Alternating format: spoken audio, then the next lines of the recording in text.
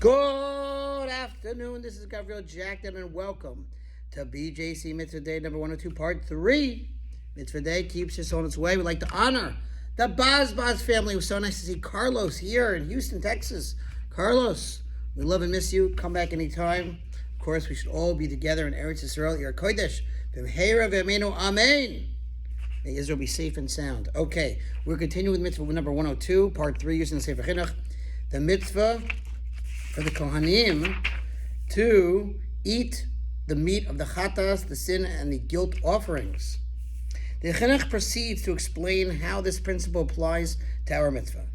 Now, truly as part of the respectful conduct with which we must act toward an offering upon which our atonement depends, it is appropriate that the meat of the offering be eaten by the Kohanim, the priests, who are the attendants of the temple themselves, and not that they give it to their servants or their dogs, or that they sell it to any buyer.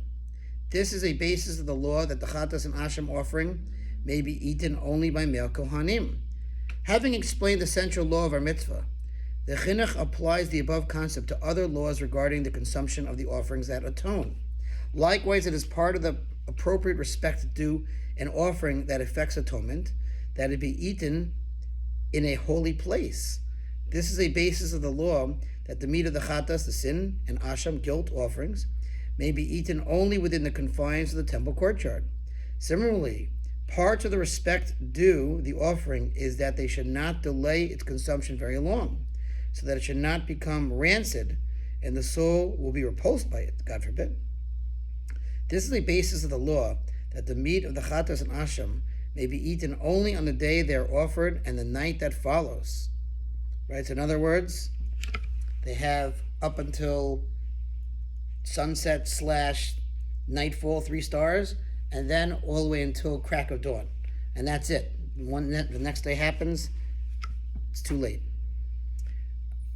Surely all this demonstrates grandeur and importance regarding the matter of offerings that affect atonement. As regards the laws of the mitzvah, we will elaborate on them somewhat in their proper places, i.e. in the mitzvahs pertaining to the service of each of these offerings in accordance with our custom. This mitzvah applies in the times of the temple to male Kohanim. A Kohen who transgresses this commandment and does not eat the portion of a Chatas or Asham that he has received in the time prescribed for it to be eaten has violated a mitzvah obligation. And aside from the heavenly punishment that he incurs for violating Hashem's commandment, he will additionally be punished on account of failing to complete the owner's atonement, which was contingent upon his consumption of the meat, as we have said. The Chinuch has followed the Rambam, Maimonides, in counting the consumption of Kodesh Kodashim, the Holy of Holies of these types of meat offerings, as a distinct mitzvah, independent of the mitzvah to perform the actual service. He now cites a dissenting opinion. Ramban, Nachmanides, of blessed memory, does not count this mitzvah as one of the 613, because the Ramban, Nachmanides, has said in his Sefer, in his book, that the consumption of sacrificial meat by the Kohanim, is but one detail among the many details of the overall mitzvah of performing all the procedures of the various offerings.